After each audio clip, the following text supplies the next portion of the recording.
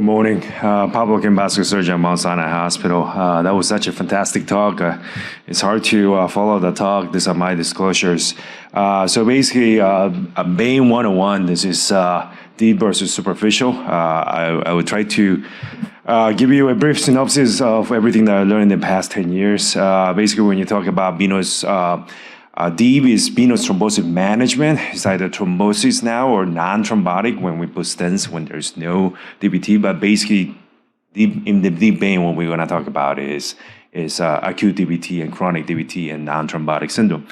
On the superficial insufficiency of the superficial system, we're going to talk about a lot of varicose vein and venous ulceration. So let me start with this. The venous anatomy is actually much more challenging than the arterial anatomy. And the reason for that is there's a lot of variance here. If you think arterial anatomy is complex, in the lower extremity, there could be a lot of variation. Everything is interconnected. But the main thing here is the common femoral vein that goes into the femoral vein. The femoral vein can usually be on a duplicate. It could be two. Then there's the popliteal vein, and then there's the trifurcation. But everything else is connected through the perforator into superficial venous system. The superficial venous system is basically mainly the gray saphenous vein that comes off the saphenous junction, and then goes all the way medial to the leg, all the way passes through the medial malleolus. And then you have the other main truncal vein is the small saphenous vein that you would usually find in the back of your calf coming off the popliteal saphenous junction and going down to the leg. And then a lot of times you find a Giacomini vein that connects the gray saphenous vein and the small saphenous vein. So those are the main anatomy here. When we talk about deep venous system, so very simply, the way I think about it, return of the blood from the leg back to your heart, 90% of that is being done through the deep system. Only 10% is done through the superficial system. So what happens is when you have an occlusion or an acute DVT on the deep venous system, you're going to have severe leg swelling. That doesn't happen with the superficial system. What happens in the superficial system is that you have varicose vein, the localized. It gets manifested in the skin. You have varicose vein. You have patients that have localized swelling. So you're not gonna. This is a very different pathology. So you all know what DVT is and the presentation of DVT: leg swelling, pain, discoloration. The main modality for diagnosing DVT is ultrasound. Ultrasound is the gold standard of diagnosing DVT. What are the risks for DVT? Immobilization, recent surgery, lower trauma, malignancy, obesity, pregnancy. Varicose vein is a risk factor. However, the cases of DVT from a varicose vein is extremely rare. You are going to find a lot more superficial venous thrombosis with varicose vein because basically what happens is there's pooling of the blood. There's basically veins that are the grays or the superficial, the small saphenous are insufficient. There's pooling of the blood, and when there's stasis, you can develop venous thrombosis.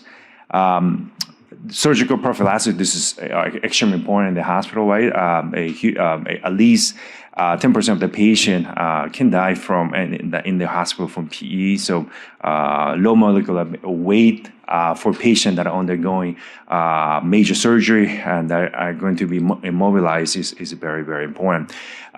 We also talk about hypercoagulability. This is very important on patients that have no risk factor and they develop an incidental DVT. It's very important to rule out that they have no hypercoagulable symptom because this is when you get into the discussion with the patient about long-term or lifelong anticoagulation. Sometimes these discussions are actually quite challenging. I have young patients that come up to me and they are skiers, and they say, I can't be on anticoagulation. Well, but you have not factor V light, and you have other factors that really increases your risk of DVT. So then you go into talk about, should we put an IBC filter? Are you okay with that? You're young. So it goes into all these very difficult conversations. So what really changed the management of DVT is the invention of NOAC. With NOAC, everything became much better. Coumadin is very hard. You have to go to the lab every week. You have to draw blood. You can't eat broccoli. You can't eat a lot of greens. It makes it very challenging. Now with the direct anticoagulant is very simple. They are very predictable. The half-life is not like Coumadin. Is very predictable. Pradaxa is one of them, but what we really use a lot is Xarelto. I use a lot of Xarelto. The reason for that is when you have a DVT at the beginning, you have to take it 50 milligram BID for 21 days, but after that, it's only once a day, which really makes this thing very easy. If you think about taking this for at least 3 to 6 months or sometime lifetime, taking it twice a day, once a day, it makes a huge difference. And it shows that for DVT, there's some major trials out there that shows that compared to low molecular weight, Xarelto has the equal efficacy, which is a huge deal. Instead of injecting yourself, taking it oral, this makes a huge difference. The other one that we use a lot is Eliquis.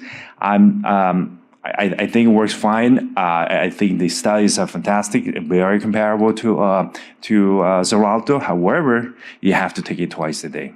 What are the major problem with this is that if you have a major accident or if you have to undergo surgery on an urgent basis, the reversal agents are actually quite rare, hard to find.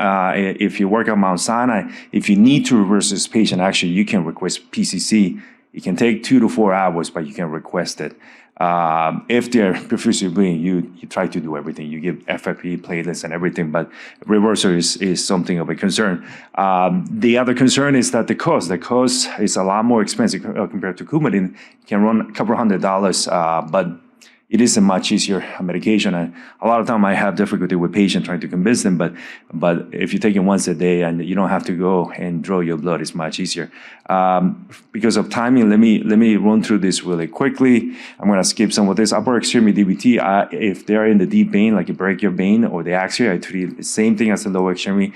I do want to talk about calf vein DVT because a lot of patients are on anticoagulation. The indication for calf vein DVT, anything below the knee, if you find it, do not anticoagulate them unless they have severe symptom. If they have severe pain and symptom, you do have to anticoagulate them, you do not. The indication is that you bring it to the lab 2 weeks later. If there's no progression of the venous thrombosis to the proximal femoral popliteal, you do not have to anticoagulate them. Pregnancy is definitely complicated. What I do with pregnancy, if they have DVT, we put them on low molecular weight heparin, and then we have to talk to the OB and see how we're going to manage this.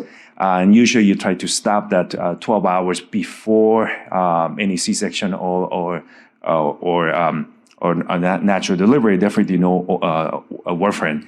The other thing that we talk about is acute DVT on the iliac vein. If you have acute DVT on the iliac vein, you have to do thrombolysis. That's an indication. You don't do thrombolysis for femoral vein, but if it's in the iliac, you have to do it. And a lot of time we have to stent these patients. The main thing with May-Turner syndrome is non-thrombotic. It usually happens on the left iliac vein when the iliac artery is closing, and it's basically a compression of the artery into the bone, and that's where you develop scar tissue there. And a lot of times this is the non-thrombotic syndrome that we actually stent when they have severe symptoms. Usually you put them on anticoagulation for 6 months before you do any stenting syndrome.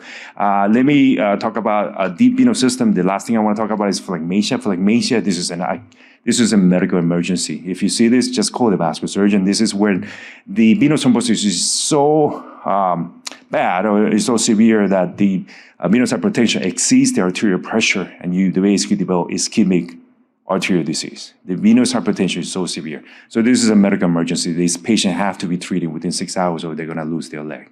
Let me go through venous disease. So venous disease, this is very prevalent. There's 24 million patients in America with varicose vein. What we want to prevent is chronic venous insufficiency. 20% of this can go on to have irreversible skin damage. So when people tell you this is a cosmetic issue, it's really not, because they can have chronic venous insufficiency, and about 2 to 3% of this can have severe venous ulceration, which is a very debilitating symptom. We treat varicose vein when C2, the picture on the middle, this is when you have varicose vein and you're symptomatic. C1, spider veins are usually for cosmetic treatments. And these are the chronic venous insufficiency. This is where the venous hypertension is so high that usually, the way I think about it is the pressure, the venous hypertension exceeds how much the vein can contain. Basically, there's parts of the blood that comes out and creates a major inflammation. That's what it leads to all the skin changes. So you can see that there's scar tissue formation, there's inflammation. This is called lipodermatosclerosis. And if this is not treated, it can lead to venous ulceration.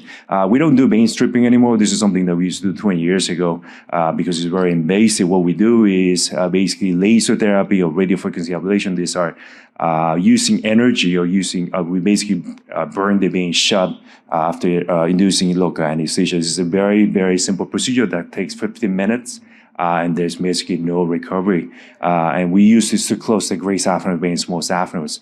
And the way I think about it is you close the trunk, the branches, or the varicose vein are branches of this. So we always take care of what's causing this, and then the branches will go away. If they don't go away, we do staphylopectomy or a foam sclerotherapy, which I'll show you in a little bit. The major issue with this is that when you use energy or when you burn the vein, you can have nerve damage, which can present with numbness, but sometimes can have severe shooting pain. So you have to worry about the sural nerve or the saphenous nerve when you treat these veins. The newer modality is the non-thermal therapy, which is using no energies. This is one of the non-thermal where the catheter rotates really at a very fast RPM at 3,600. The vein gets small, then you inject foam sclerotherapy, and this is where you close it. And the result with this is fantastic. The patency rate is very close to the thermal, the laser, or the RFA, and their pain score is much less, and they can return to activities earlier. So this is where the trend is.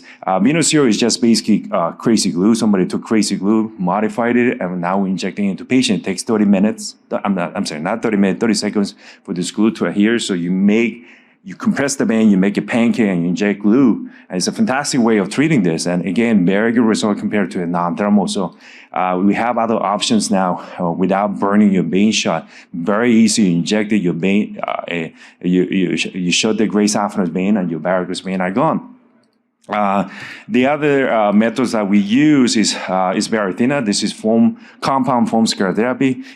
The physician can make the foam by mixing air with Sortadeco or polydaconol. However, this comes in a canister, it mixes with oxygen, and the foams are much more compound, and this is much more efficacious than making your own foam. It's a little bit less efficacious than thermal, but it's still very good for certain treatment below the knee that are very efficacious. This is what we use. 50% of the therapy that we do in the U.S. for CMS beneficiary are actually done non-thermally now. These are some of the examples of my patients. There's a young lady with varicose vein, gray saphenous vein measuring 8 millimeter with non-thermal. Takes 10 minutes, and our veins are completely gone.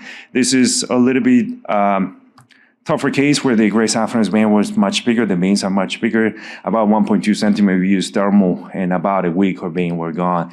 We have cases that are much tougher, such as this, where the veins is measuring about 2 centimeters, and when they're this big, you have to do staphylopectomy, otherwise they're going to develop a severe thromboembolic reaction, and that's what we did with fantastic result.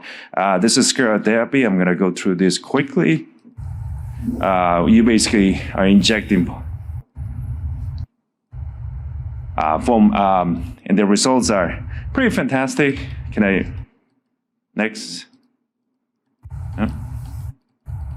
Next, please. This is where you go, and this is what you look like. It doesn't always look like this. Sometimes it takes about 3 to 6 months for the veins to go away, but you can get pretty fantastic result with this. You always have to do staph phlebectomy if the vein doesn't go away. And this, we do it with an 18-gauge needle. You go in, it's not real surgery, and you basically pulling the vein out.